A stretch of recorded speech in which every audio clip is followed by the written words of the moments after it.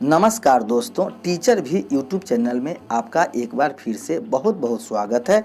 आपने अभी तक इस चैनल को सब्सक्राइब नहीं किए हैं तो लाल रंग का बटन दबाकर चैनल को सब्सक्राइब कर लें और बगल के घंटा बजा दें ताकि इस चैनल पर जो वीडियो अपलोड हो वह सबसे पहले आप तक पहुंचे। हाँ दोस्तों, लाइक करना नहीं भूलेंगे क्योंकि आपके लाइक करने से ही हमारे मेहनत का फल मिलता है। हाँ दोस्तों, शिक्षक एवं शिक्षा जगत से सभी प्रकार के खबरों के लिए आप हमारे वेबसाइट www.teacherv.com पर जाकर प्राप्त कर सकते हैं, डाउनलोड कर सकते हैं। तो आइए जानते हैं इस वक्त की सबसे बड़ी खबर क्या आ रही है। अब सैलरी घटेगी, पीएफ बढ़ेगी, लागू होगा नया लेवल कोड।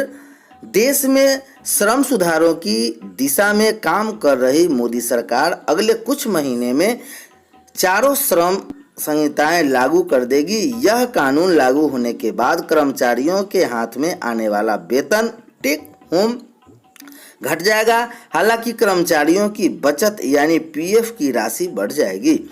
बताते चले कि श्रम मंत्रालय ने 44 केंद्रीय श्रम कानूनों को एक जगह मर्ज करने 4 नई श्रम संहिता कोड तैयार किया है। यह संहिता औद्योगिक संबंधी वेतन, सामाजिक सुरक्षा, व्यावसायिक और स्वास्थ्य सुरक्षा तथा कार्य स्थिति से जुड़े हैं। केंद्र सरकार इन कानूनों को 1 अप्रैल 2021 से लागू करना चाहती थी। इसके लिए मंत्रालय ने 4 संहिताओं से जुड़े नियमों को भी अंतिम रूप दे दिया था। इसके बावजूद ये कानून लागू नहीं हो सके। इसका कारण यह था कि कई राज्य अपने यहाँ संहिताओं के तहत एक नियमों की अधिसूचित करने की स्थिति में नहीं थे। संवैधानिक विशेषज्ञों के मुताबिक भारत में संविधान के तहत श्रम समयवर्ती विषय है। ऐसे में इन चारों संहिताओं के नियमों को केंद्र और राज्य दोनों को अधिसूचित करना होगा, तभी संबंधित राज्यों में ये कानून अस्तित्व में आ पाएंगे। प्रक्रिया से जुड़े अफसरों ने कहा, कई प्रमुख राज्यों ने इन 4 संहिताओं के तहत नियमों को अंतिम रूप नहीं दिया है। कुछ राज्य कानूनों के क्रियान्वयन के लिए नियमों को अंतिम रूप देने की प्रक्रिया में है। केंद्र सरकार हमेशा इस बात का इंतजार नहीं कर सकती है कि राज्य इन नियमों को अंतिम रूप दे। ऐसे में सरकार की योजना 1-2 माह में इन कानूनों के क्रियान्वयन की है। इसके लिए कंपनियों और प्रतिष्ठानों को नए कानूनों से तालमेल बैठाने के लिए कुछ समय देना होगा। सूत्रों ने बताया कि कुछ राज्यों ने नियमों का मसौदा पहले ही जारी कर दिया है। इन राज्यों में उत्तर प्रदेश, बिहार, मध्य प्रदेश, हरियाणा, उड़ीसा, पंजाब, गुजरात, कर्नाटक और उत्तराखंड शामिल है। नई वेतन संहिता के तहत भत्तों को 50% का सीमित रखा जाएगा। इसका मतलब है कि कर्मचारियों के कुल वेतन का 50% मूल वेतन होगा। भविष्य निधि की गणना मूल वेतन के प्रतिशत के आधार पर की जाएगी। इसमें मूल वेतन और महंगाई भत्ता शामिल रहता है। अभी नियोक्ता वेतन को कई तरह के भत्तों में बांट देते हैं। इससे मूल वेतन कम हो जाता है, जिससे भविष्य निधि तथा आयकर को योगदान भी नीचे चला जाता है। नई वेतन संहिता में भविष्य निधि योगदान के वेतन में 50% के हिसाब से तय किया जाएगा।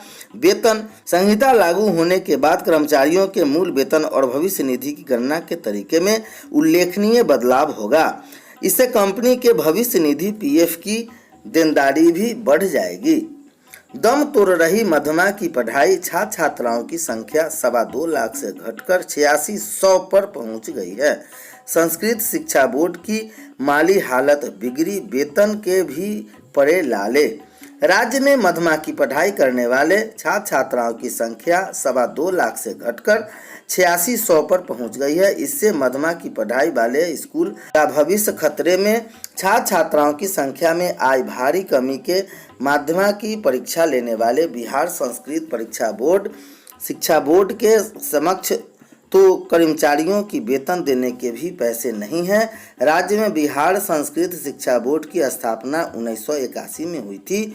बोर्ड के जिम्मे संस्कृत स्कूलों की प्रस्वीकृति, इसे शिक्षा कर्मियों की नियुक्ति, प्रथमा और मध्यमा का पाठ्यक्रम निर्माण इसकी परीक्षा एवं परीक्षाफल प्रकाशन के कार्य है। इसके लिए बोर्ड के अधिकारी कर्मचारियों के 134 पद स्वीकृत है।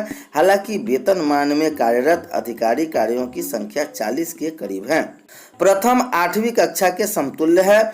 इससे इतर मैट्रिक की समतुल्य में मध्यमा है। बोर्ड द्वारा प्रथमा की परीक्षा वर्ष 2000 तक ली गई। इसके बाद प्रथमा की परीक्षा संचालन के अधिकार प्रथमा की पढ़ाई वाले स्कूल को ही दे दिए गए। वैसे भी बोर्ड द्वारा जब प्रथमा की परीक्षा ली जाती थी तो उसमें बैठने वाले बच्चों की पंजीयन शुल्क नहीं लगते थे।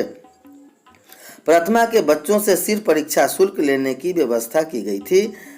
तो प्रथमा की प्रथम संचालन के अधिकारी स्कूलों को दिए जाने के बाद बोर्ड के जिम्मे मध्यमा की परीक्षा रह गया। मध्यमा की परीक्षा में बैठने वाले छात्र छात्राओं से पंजीयन शुल्क और परीक्षा शुल्क लिए जाते हैं। यही बोर्ड की आय का स्रोत है। जब मध्यमा की पढ़ाई शुरू हुई तो यह छात्र छात्राओं के आकर्षण का केंद्र बन गया, लेकिन बहालियों में मध्यमा योग्यताधारियों के लिए भी वही स्थान था जो मैट्रिक योग्यताधारियों के लिए। कई नौकरियों में तो मध्यमा योग्यताओं के लिए 10% आरक्षण की भी व्यवस्था थी। केंद्र सरकार की नौकरियों में भी मध्यमा योग्यताधारियों के लिए जगह थी। वर्ष 2090 में मध्यमा की परीक्षा में बैठने वाले परीक्षार्थियों की संख्या 2.25 लाख पर पहुंच गई। हालांकि 1992, 93 और 94 में परीक्षार्थियों की संख्या मात्र 5000 के करीब पहुंच गई थी।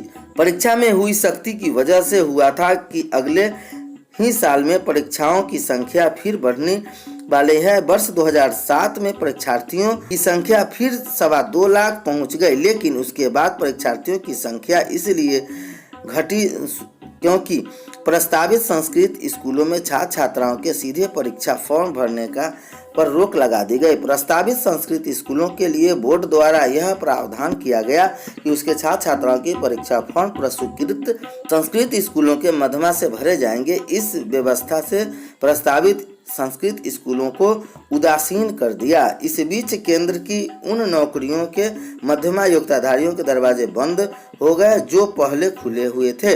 राज्य में भी शिक्षक नियोजन नियमावली लागू होने के बाद सामान्य शिक्षकों की बहाली में मध्यमा योग्यताधारियों के दरवाजे बंद हो गए। सिर्फ संस्कृत शिक्षक पद के लिए होने वाले बहाली तक ही मध्यमा को योग्यता सिमट गई।